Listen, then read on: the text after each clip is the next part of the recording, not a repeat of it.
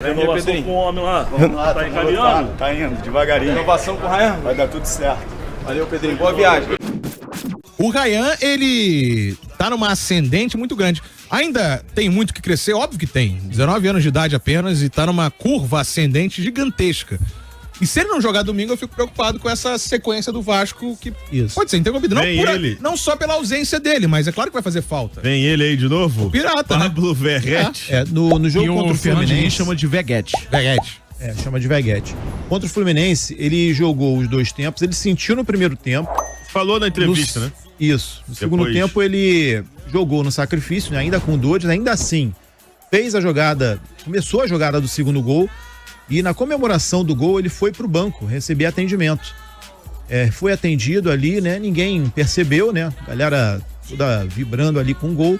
Mas aí depois surgiu essa informação de que ele pode ser dúvida. No pós-jogo, na entrevista lá pro Cazé, que ele sentiu, falou que tava com problema na posterior, avisou o Diniz e o Diniz respondeu: você só sai daí morto. Isso é muito bom, cara. Diniz que deu uma entrevista ao Romário, né? E falou bastante do Ryan, falou que é pra ele o atacante mais completo do futebol brasileiro. E, de novo, fez campanha para que o Ancelotti o perceba, né?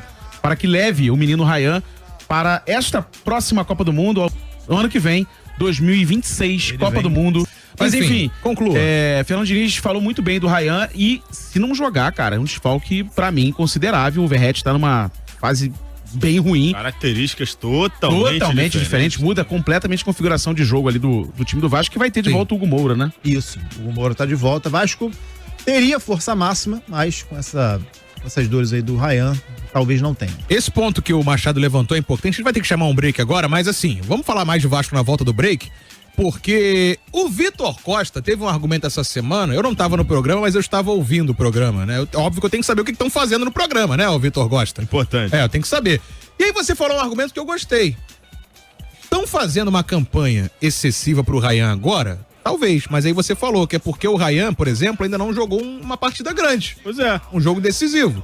Então, vamos pensar sobre isso na volta do break, porque, de fato, é interessante. A gente já cansou de debater Ryan na seleção aqui, mas tem esse ponto também que eu acho que a galera tem que levar em consideração. O Ryan nunca jogou um jogo grande com o Vasco. Falaremos sobre isso na volta do break. Maiores jogos. Semifinal do Carioca e quarta de final da Copa do Brasil. E Vasco e Flamengo. Claro que ele tem a chance esse ano, por exemplo, de decidir a Copa do Brasil. Ainda tem. Pode ser colocado para amistoso também. Pode, não impede. Mas é um ponto que a gente tem que levar em consideração. Por isso que eu acho que pro Ryan é até ruim esse tipo de debate, porque pode subir a cabeça nesse momento. Já estão falando aqui, Verrete não, DVD. Ah, meu Deus. Vamos falar disso também na volta. Mas com certeza pro próximo ciclo eu acho que o Ryan vai estar. O Ricardo Fontes, não tem nada que botar o Verrete, coloca o DVD. Porque ele botou em caps lock. Mas aí tem que ter um aparelho, né, pra botar o DVD. Conhecendo o Fernando Diniz, é óbvio que ele vai de Verrete. Aliás, o Verrete deu uma entrevista lá na sede da CBF, né? E se mostrou muito sereno quanto ao banco de reservas. Ele falou, faz parte do jogo. Errado é jogar todos os jogos que nem eu tava jogando. Gostei muito da declaração do Verrete. Quer falar, Vitor Costa? É acessível o jogo. O Bragantino vive uma fase muito ruim. Acho o Vascão acho que vence. 2 vitórias nos últimos 16 jogos. Uma delas sobre o Fluminense do LeBron James. E mesmo assim, o Red Bull Bragantino tá em 10º, né?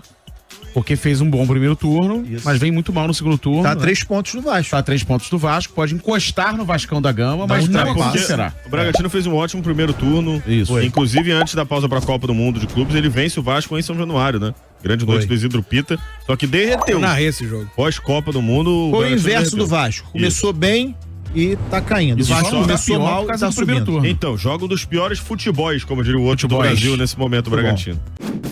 Muita gente perguntando sobre 2 nomes, Talisca e o Hulk. Vou trazer para você a partir de agora nossa informação. Se tratando, né, do Hulk, é um jogador considerado decisivo, de 39 anos.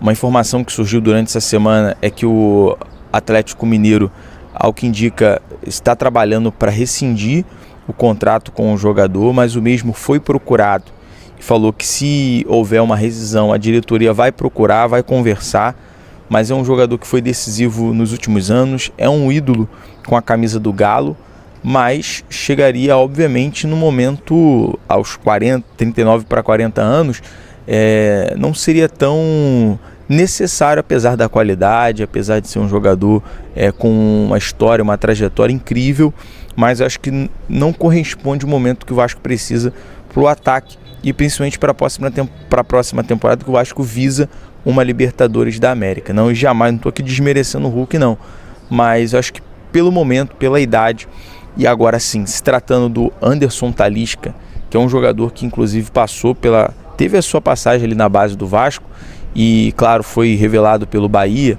é um jogador com muita qualidade, conheço, assim, tenho proximidade com a família do Anderson Talisca e buscando mais informações sobre esse jogador, tem muita vontade sim de retornar ao futebol brasileiro, quer voltar ao futebol brasileiro. Tem opções do Corinthians, do Flamengo, a primeira opção do Talisca seria o Bahia, mas é um jogador que se o Admar, se o Vasco apresentar uma proposta, apresentar um planejamento, ele vai.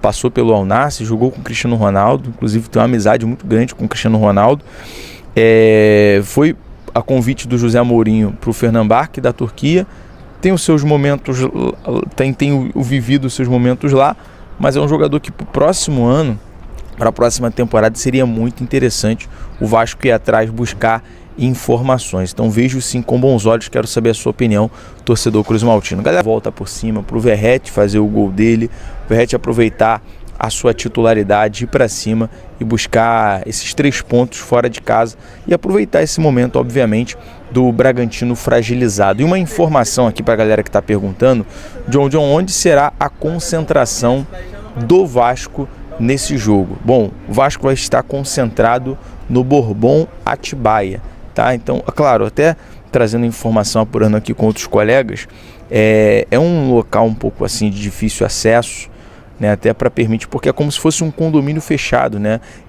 Ali, né, aqueles locais onde o Vasco até na época do Luxemburgo fazia ali a pré-temporada, então é um local bem reservado. Então não sei como é que seria o acesso, a recepção para o torcedor que quer ir lá tirar aquela foto, buscar aquele autógrafo, né? Também o Vasco não costuma receber no aeroporto, sim, normalmente no hotel. Então o Vasco vai ficar concentrado no Bourbon Atibaia, tá? Como informação aí para a galera que está aqui perguntando nesse momento. Então Bourbon Atibaia, local da concentração, e aí depois o Vasco segue amanhã para Bragança e estaremos também na estrada, amanhã cedo, já embarcando junto para a gente poder trazer mais informações do jogo, falar sobre a partida e, claro, todas as notícias do Vasco. O torcedor vascaíno vive outro momento no Brasileirão. Depois de um primeiro semestre de tensão e medo de rebaixamento, o Vasco deu a volta por cima e muito disso passa pelas mãos de Fernando Diniz. Nos últimos 6 jogos, o Cruz Maltino venceu 5 e perdeu apenas 1, justamente contra o Palmeiras. Esse desempenho colocou o time de volta na briga por vaga na Libertadores e mostrou que Diniz está se reinventando no comando. Em 30 partidas, somando todas as competições, o aproveitamento já é de 48%, superando com folga os números que o treinador teve no Fluminense e no Cruzeiro. O elenco está mais entrosado, o sistema tático fluindo e a confiança do grupo voltou com tudo. E aí, torcedor, será que Diniz é o nome certo para levar o Vasco de volta ao topo? Comenta aqui embaixo e já se inscreve no canal Vasco On para não perder nenhuma atualização do nosso gigante da colina.